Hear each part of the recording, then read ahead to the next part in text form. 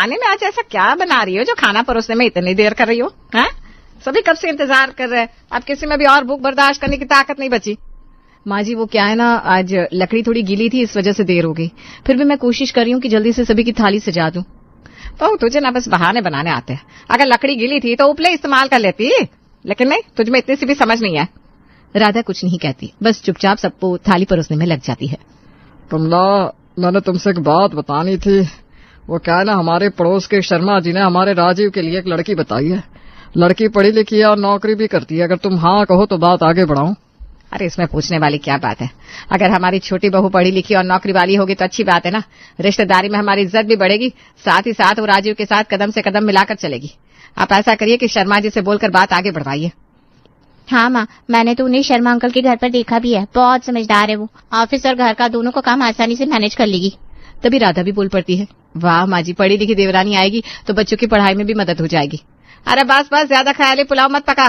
खुद से तो अपने बच्चे संभाले नहीं जाते और चलिए पढ़ाई करवाने। अरे इतना ही शौक है तो खुद क्यों नहीं पढ़ाती तूने? जब देखो घर के कामों में सर खपाती रहती है, पता नहीं कितना काम करती है, फिर भी सब कुछ तो देर से ही होता है। देखो कमला, अब जमाना बदल गया है। पढ़ी लिखी और कामकाजी बहू आएगी तो घर की सोच भी बदलेगी। राजीव की जिंदगी के साथ साथ घर के बच्चों को भी आसानी होगी। राधा बहू बिल्कुल सही कह रही है। अगर उसकी देवरानी पढ़ी लिखी होगी तो बच्चों को थोड़ा देख लेगी। तुम हर बात में से डांटा मत करो। कुछ दिन बीतते हैं, सभी को शर्मा जी का बताया रिश्ता पसंद आता है और प्रीति बाद। अरे प्रीति, अपने साथ ये सब क्या क्या सामान लाई है तू? कितनी तरह की मशीनें आई है, इनका इस्तेमाल कैसे होता है? मुझे तो इनकी बिल्कुल भी समझ ना आए। भाभी, ये सारी मशीनें हमारे काम को आसान बना देती है। आप कहो तो मैं आपको सब दिखा दूं, साथ ही चलाना भी सिखा दूंगी। ज्यादा परेशानी नहीं होगी आपको, बस 1-2 बार में चलाना सीख लेंगे आप। अरे ना प्रीति, मुझे क्या जरूरत है ये सब सीखने की? मैं तो वैसे ही ठीक हूँ। जैसे अब तक अपने हाथों से काम चलाया है, आगे भी वैसे ही चलाऊंगी। कमला देवी बैठे बैठे सब सुन रही थी। अरे बेटा प्रीति, देख तेरी जेठानी ना गांव की है, उसे तो वही पुराना सामान पाता है। तू ना अपने नए नए तरीके की चीजें अपने रसोई में रख ले, उन्हें तू ही इस्तेमाल कर। कहीं राधा प्रीति की देखा देखी ना करने लगे, मुझे इस बात का खास ध्यान रखना होगा। अरे अगर इतने बड़े परिवार में मशीनों से काम होने लगे तो बिजली का बिल कौन देगा? कुछ दिन बाद, अरे बड़ी बहू, चाय कब तक बनेगी? हर काम में कितना लेट करती हो तुम। कल मैं ऊपर की मंजिल पर गया था, छोटी बहू को 2 मिनट भी नहीं लगे चाय बनाने में। और एक तुम हो कि तेरा ससुर बिल्कुल ठीक कह रहा है, कुछ सीख अपनी देवरानी से। ऑफिस के साथ साथ घर भी कैसे मैनेज कर लेती है। तो पूरा दिन इसी चूल्हे चौके में बिता देती है, फिर भी कोई काम समय पर नहीं हो पाता। माँ जी, प्रीति गैस इस्तेमाल करती है, समय की बचत हो जाती है, लेकिन मैं तो। अरे तू तो चुप ही रहा कर, अपनी गलती कभी मानने वाली नहीं है तू। तभी प्रीति नीचे आती है। भाभी क्या कर रही हैं? चलिए ना कहीं घूम कर आते हैं। अरे बेटा, तुम पूजा को साथ में ले लो, तुम्हारी जेठानी को तो काम से फुर्सत नहीं, कब से चाय बना रही है। माँ जी, मैं तो ऊपर से सारा काम निपटा चुकी, ऑफिस का काम भी फिनिश हो गया। सोचा आज भाभी के साथ कहीं घुमाऊं, लेकिन देख रही हूँ भाभी अभी तक जुटी हुई हैं। अरे बेटा, तेरी जेठानी तो सुबह से लगी रहती है, उसे चैन का। वो सब हाथ से करती है ना, इसलिए उसके काम खत्म ही नहीं होते। भाभी, आपको देखकर हैरानी होती है, ये कपड़े मसाले सारे काम आप हाथ से ही करती हैं। इतना टाइम कैसे दे पाती हो आप? क्या करूं प्रीति, शुरू से यही आदत है ना, हाथ से ही करने में मुझे सुकून मिलता है। माना मशीन से सब जल्दी हो जाता है, पर खर्चा भी तो बढ़ जाता है ना। भाभी, आपने कभी खुद पर ध्यान दिया है? इस बचत के चक्कर में आप ना खुद पर ध्यान देती है, ना बच्चों पर, ना आपकी गृहस्थी पर। भाभी, पैसों के साथ साथ वक्त भी तो कीमती होता है ना। आपको पता है, मैं ऊपर वॉशिंग मशीन चला देती हूँ तो आधे घंटे में सब कपड़े हो जाते हैं, साथ साथ दूसरे काम भी निपटाती रहती हूँ, तो हुई ना समय की बचत। प्रीति, तुम अपनी जगह पर ठीक हो, पर मुझे लगता है कपड़ों को हाथ से धोना ही ठीक रहता है। बिजली भी बचती है, पैसा भी बचता है, साथ ही साथ कपड़े खराब भी नहीं होते। भाभी, आप मेरी बात मान लो, थोड़े बहुत कामों में इन मशीनों की मदद ले लिया करो। सारा दिन काम करते करते थक जाती होंगी आप, मैं तो काम निपटाकर थोड़ा आराम भी कर लेती हूँ। देख बेटा प्रीति, तेरी जेठानी ना ऐसी है, गांव की है ना, गांव का तरीका छोड़ नहीं पा रही है। तू ज्यादा परेशान ना हो, ये जैसा करती है करने दे उसे। कमला, प्रीति बिल्कुल ठीक बोल रही है। ये भी तो सोचो, जब औरत सारा दिन काम में उलझी रहेगी तो बच्चों को समय कैसे दे पाएगी? बाबूजी, बच्चों को तो मैं संभालती हूँ, उनका खाना कपड़े सब कुछ मैं ही तो देखती हूँ। पढ़ाई लिखाई का टाइम वो शायद मैं नहीं निकाल पाती। यही तो मैं कह रही हूँ भाभी, घर की काम मशीन कर ले तो आप बच्चों के साथ वक्त बिता सकती हैं, उनकी पढ़ाई भी हो जाएगी, साथ में वे अपनी माँ के साथ मस्ती भी कर पाएंगे। बच्चों की पढ़ाई उनके पापा भी तो करवा सकते हैं ना, सब मेरे जिम्मे थोड़ी ना है। तभी वहाँ राधा के बच्चे आ जाते हैं। मामा सुनो ना, कल स्कूल में एक प्रोजेक्ट सबमिट करना है, तुम्हें तो बहुत सुंदर ड्राइंग बनानी आती है, चलो ना मेरी मदद कर दो।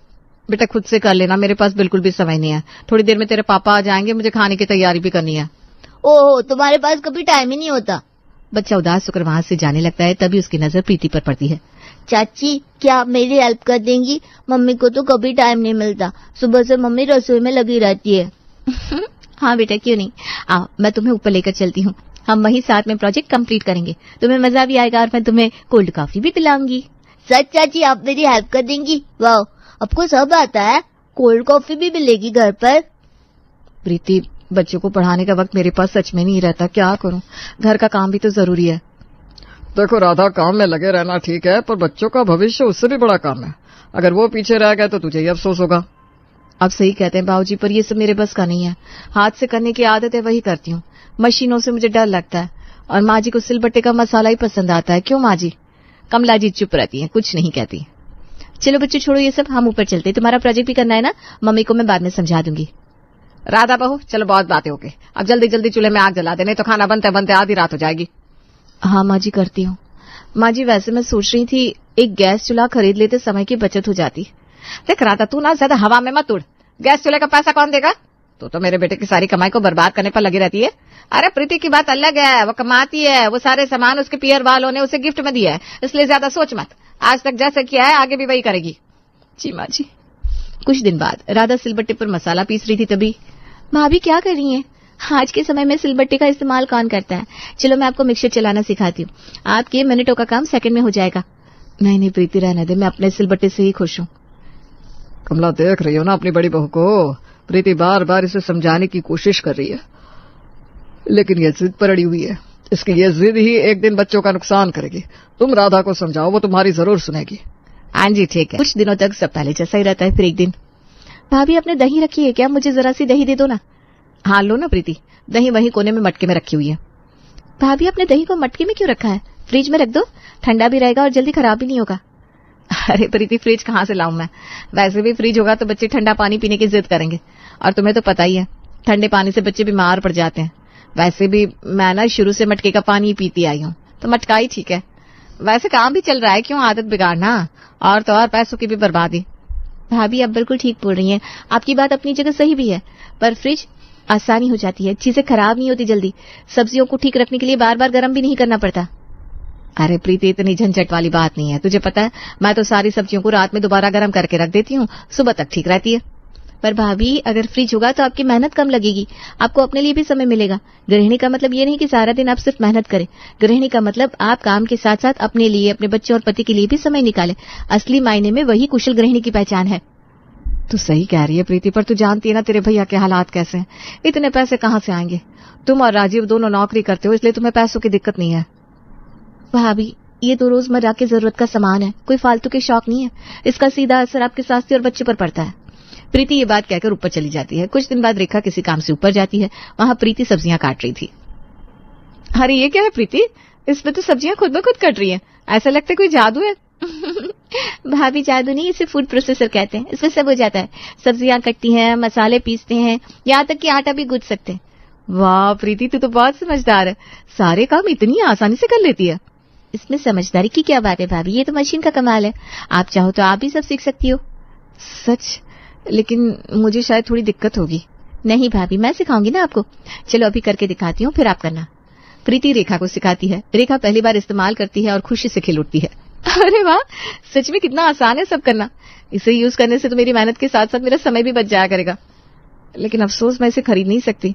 कुछ दिन बाद प्रीति नीचे आती है तो दिखती है रेखा तवे पर बारी बारी सबकी रोटियां सेक रही है। भाभी आप सारी रोटियां एक साथ बनाकर क्यों नहीं रख देती, ऐसे बारी बारी क्यों बनाती है? अरे प्रीति, अगर पहले से बनाकर रख दूंगी तो रोटियां ठंडी हो जाएगी। घर में सबको गर्मा गर्म रोटियां पसंद है, इसलिए जब जो खाता है तब उसके लिए रोटी बना देती हूँ। भाभी कैस्ट्रोल में रखो ना, उसमें रोटियां गर्म ही रहती है, रुको मैं ऊपर से लाती हूँ। प्रीति ऊपर से लाकर देती है और रेखा उसमें रोटियां रखकर देखती है। अरे ये तो सच में गर्म ही रही, मेरा टाइम भी बचा और सबको गर्मा गर्म रोटियां भी मिल गई। रेखा जब भी प्रीति की हाईटेक चीजों को देखती उसका मन भी उन्हें इस्तेमाल करने का होता, लेकिन वो चाहकर भी कुछ नहीं कर सकती थी। एक दिन प्रीति देखती है रेखा हाथ से बर्तन मांज रही है और हाथों की त्वचा भी फटी हुई है। भाभी आपके हाथ तो पूरे खुरदुरे हो गए, और ये क्या, बर्तन धोने के लिए राख का इस्तेमाल कर रही है? आपको पता है आपकी स्किन के लिए कितनी खतरनाक है, आप ये सब क्यों करती हैं? डिश वॉशर क्यों नहीं लगवाती? डिश वॉशर क्या होता है? भाभी, वो एक तरह की मशीन है, उसमें बर्तन लगा दो, पानी और साबुन डालो और सब अपने आप साफ हो जाता है। सच में ऐसा होता है? प्रीति की बातों को सुनकर रेखा को हैरानी होती है। कुछ दिन बाद, भाभी, भाभी कहाँ है आप? देखिए, मैं आपके लिए गिफ्ट लेकर आई हूँ। ये देखिए, उस दिन मैंने बताया था ना डिश वॉशर के बारे में। देखो, आज मैं आपके लिए डिश वॉशर लेकर आई हूँ। अब आपको हाथ लगाने की जरूरत नहीं पड़ेगी, आपके हाथ भी मुलायम हो जाएंगे। प्रीति, तो इतना क्यों कर रही है? क्यों परेशान हो रही है मेरे लिए? तूने तो जैसे ठान ली है कि मेरी पूरी रसोई बदल कर रख देगी। भाभी, एक बात बताएंगी? आपको मम्मी ने कभी टोका नहीं कि चूल्हे के धुएं से आपकी आंखें खराब हो जाएंगी? क्यों आप अब तक उसी चूल्हे पर रोटियां सेकती है, जबकि अब तो सबके घरों में गैस चूल्हे हैं? ऐसी बात नहीं है प्रीति, मुझे बस चूल्हे पर ही रोटियां बनानी आती है, इसलिए माँ जी ने कभी कुछ नहीं बोला। आप चाहेंगी तो सब सीख लेंगी। आप गैस बुकिंग करने का सोचिए अब से। कौन कराएगा? किसके पास टाइम है? मुझे तो कुछ आता भी नहीं। ठीक है, आप मत सोचिए, मैं आपके लिए गैस की बुकिंग करवाती हूँ। अब से आप गैस पर खाना बनाएंगी। कुछ ही दिनों में सिलेंडर का कनेक्शन आ जाता है। प्रीति रेखा को गैस चलाना सिखाती है और रेखा खुशी से चकित हो जाती है। तभी कमला देवी सब देख लेती है। प्रीति, ये क्या कर रही है तू? उसे जैसे काम करना आता है वैसे करने देना, क्यों उसकी आदतें बदल रही है?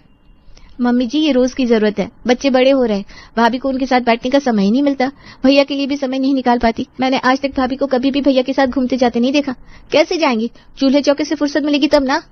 अरे तू इसकी आदतें बदलने पर क्यों तुली हुई है? रोटियों को कैसरोल में रखना सिखा दिया, गर्मा गर्म बनाकर खिलाती थी, लेकिन अब तो। मम्मी जी, जरा सोचिए ना, भाभी बार बार अलग से रोटियां बनाती है, सबको देती है, फिर इंतजार करती है, फिर नहीं बनाती है। उनका पूरा दिन बस रसोई में निकल जाता है।